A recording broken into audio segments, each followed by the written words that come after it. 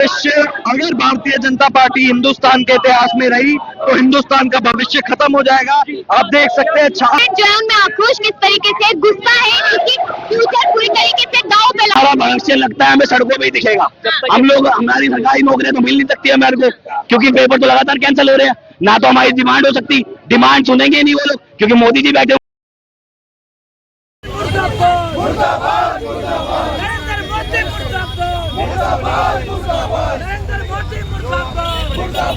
दोस्तों, इस वक्त मैं दिल्ली यूनिवर्सिटी के एरिया में मौजूद हूँ। आपको दिखा दूं कि तमाम जो छात्र हैं वो एसएससी को लेकर प्रोटेस्ट करते हुए नजर आ रहे हैं। ये वो जो पोस्टर आपको नजर आ रहे हैं इसमें लिखा है कि association of student for alternative politics, और तमाम बच्चे हैं यहाँ पर, छात्र हैं जो अपनी बात रखेंगे, उनसे भी बातचीत करेंगे। अभी देखिए कि एसएससी लिखा हुआ है उस पे और एक लाश के तौर पे इसको लेकर जाया जा रहा है और अपने हक अधिकार की बात की जा रही है। यहाँ पर स्टूडेंट से जानेंगे कि आखिरकार इस तरीके का प्रोटेस्ट निकालने के पीछे आखिरकार कारण क्या है। नरेंद्र मोदी प्रधानमंत्री के लिए नारे लग रहे, क्यों? प्रधानमंत्री से नाराजगी कैसे? बहुत नाराजगी है छात्रों को। प्रधानमंत्री जी ने या जितने भी, खास के एजुकेशन मिनिस्ट्री किसके लिए बना है? छात्रों के लिए। प्रधानमंत्री क्या, हम क्या हैं? छात्र हैं क्या? 2014 से लेकर अभी तक प्रधानमंत्री छात्रों के लिए क्या कर रहे हैं? बेरोजगारी चरम सीमा पे है। हम बस छात्र की भी बात करें, बेरोजगारी इतना चरम सीमा पे है। एसएससी में धांधली हो रहा है, बीपीएससी में धांधली हो रहा है। छात्र जब प्रोटेस्ट करे उसको मारो, उसकी मांग नहीं सुनना है। इंदिरा गांधी के सरकार में भी यही हो रहा था, मोदी जी के भी सरकार में यही हो रहा है। तो आप लोग प्रोटेस्ट कर रहे हैं, वो जो पूरी तरीके से वो बॉडी आप लोगों ने बना रखी, किसकी है वो? क्योंकि वो सोए हुए हैं। हाँ। वो छात्रों के लिए जैसे लग रहा है कि मर चुके, वो छात्रों के लिए कुछ भी नहीं कर रहे हो। हाँ। इसी वजह नहीं दे रखे आपने इसको। कौन है इसमें?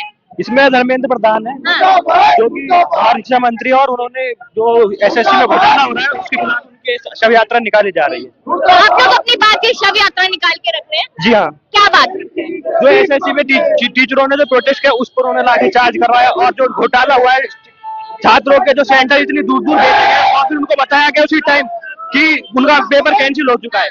ये धांधलेबाजी नहीं चलेगी। एसएससी प्रोटेस्ट को लेकर दिल्ली यूनिवर्सिटी के छात्र साथ दे रहे हैं? हाँ जी, साथ दे रहे हैं, और अपने टीचर्स और अपने स्टूडेंट्स के साथ है। जो टीचर्स के साथ दिल्ली पुलिस ने बर्बरतापूर्वक कार्य किया उसके खिलाफ ये प्रदर्शन हो रहा है। जो छात्र है उनका जो गुस्सा है वो शिक्षा मंत्री को लेकर लगातार फूटता नजर आ रहा है। प्रधानमंत्री को लगातार टारगेट किया जा रहा है, और जो छात्र हैं उनके मन में सवाल है कि आखिरकार बेरोजगारी इतनी चरम सीमा पे क्यों है, जहां प्रधानमंत्री एक तरफ कह चुके कि 17 करोड़ लोगों को उन्होंने रोजगार दिया है। उसी को लेकर इन लोगों से सवाल करेंगे कि प्रधानमंत्री तो ये बयान देते नजर आए, लेकिन आप लोग आखिरकार किस चीज की नाराज है? शिक्षा मंत्री से नाराज है, किस बात की नाराज? क्योंकि वो बच्चों को पेपर ही नहीं देने देते। बच्चे वहाँ पे जाते सेंटर पे, फिर मना करते थे कि उनका ये सेंटर ही नहीं है। कितनी गलत बात है ये। बच्चे इतनी दूर दूर से पेपर देने आते, इतनी रात जाके पढ़ते हैं, और आखिर में जाके बच्चों के साथ क्या हो रहा है? बच्चे सुसाइड करने लग जाते हैं। बहुत गलत बात है ये। तो आप लोगों को लग रहा है कि पढ़ाई लिखाई नहीं हो पाएगी, पेपर नहीं दे पाएंगे, आगे जॉब कैसे मिलेगी? युवा आगे जब तक पढ़ेगी ही नहीं तब तक काम ही कैसे चलेगा? और आजकल के जमाने के बच्चों को तो आगे बढ़ना है ना, युवा के लिए कुछ ना कुछ तो करना ही है ना। प्रधानमंत्री कह रहे हैं कि 17 करोड़ लोगों को रोजगार उन्होंने दिया, आप लोगों को भी मिल जाएगा। ये बिल्कुल जो प्रधानमंत्री जी कह रहे हैं हम स्टूडेंट्स के लिए बिल्कुल जुमलाबाजी है। अगर ये दी हुई वैकेंसी भी प्रॉपर्ली विदाउट एनी मिसमैनेजमेंट निकाल दे तो वो भी इनकी बहुत बड़ी कृपा होगी हम जैसे स्टूडेंट्स के लिए। हम लोगों का भविष्य खराब हो चुका है, ना हमारी नौकरी लग रही है, हमारी ओवरेज हुए जा रही है। अब आप बताओ हम क्या करें? इस देश का युवा बेरोजगार नहीं है, बेरोजगार इसकी केंद्रीय सरकार ने हमें बना के रख दिया। क्या भविष्य क्या लग रहा है आप लोगों को अपना?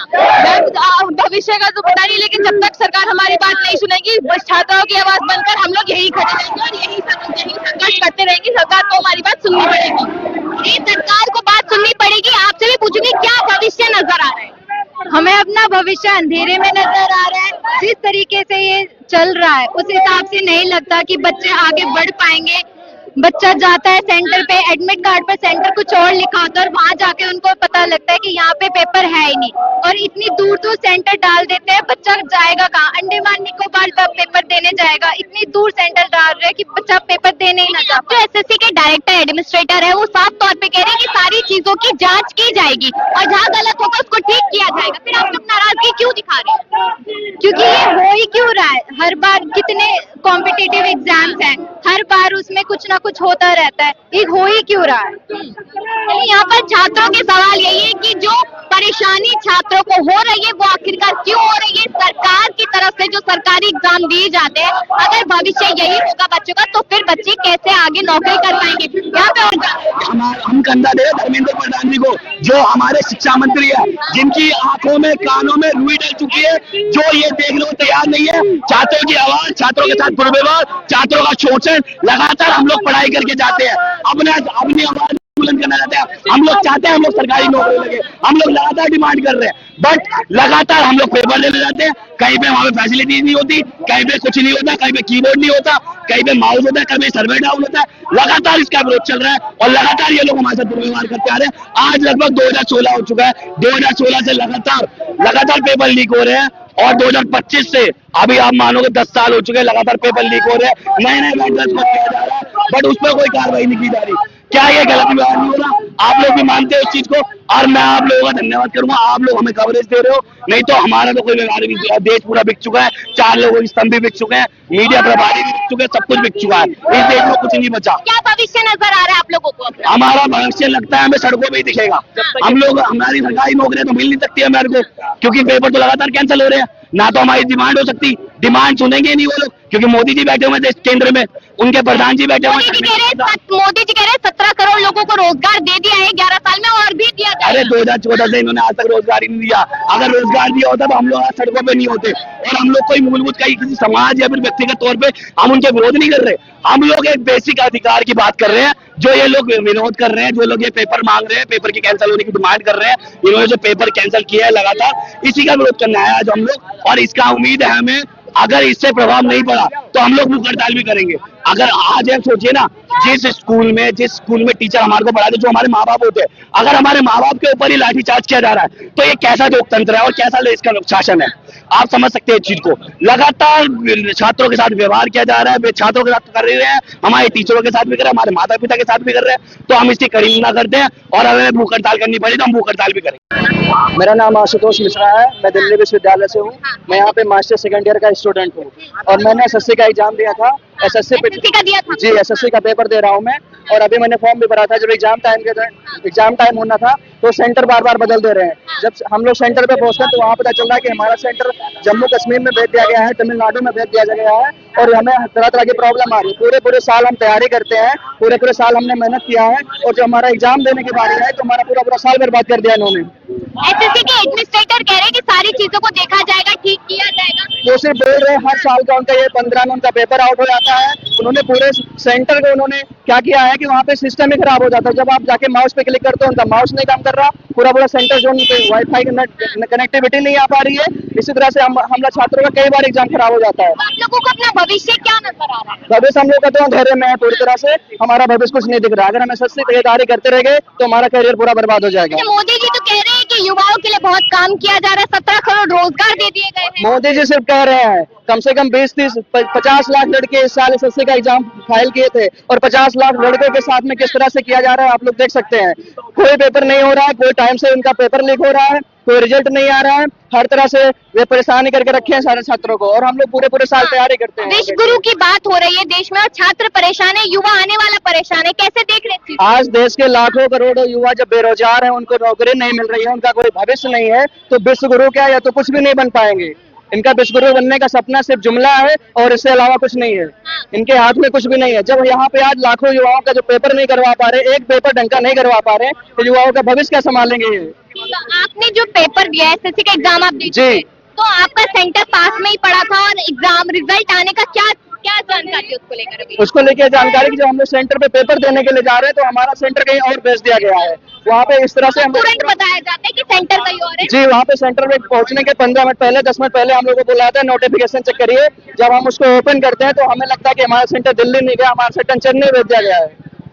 अच्छा जी। तो और आपका रिजल्ट का कुछ जानकारी? रिजल्ट तो अभी जो पेपर ही नहीं हो रहा तो रिजल्ट कैसे? पेपर हुआ ही नहीं है। अभी पेपर होगा उसके बाद रिजल्ट आएगा, कट ऑफ करने के लिए। तो आप लोग क्या उम्मीदें लेकर चल रहे हैं कि सरकार क्या कर सकती है? हम लोग बस सरकार को जगाना चाहते हैं कि उनको हमारी आवाज को सुनना चाहिए।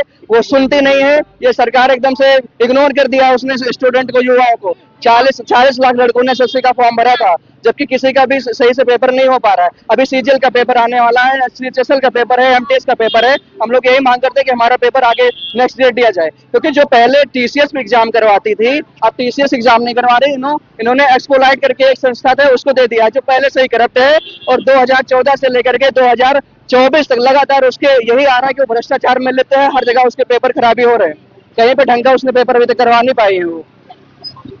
जो है उनमें आक्रोश किस तरीके से, गुस्सा है कि फ्यूचर पूरी तरीके से दांव पे लगा हुआ है। इसी को लेकर लगातार सवाल किए जा रहे हैं। यहाँ पे बातचीत करेंगे और भी लोगों से।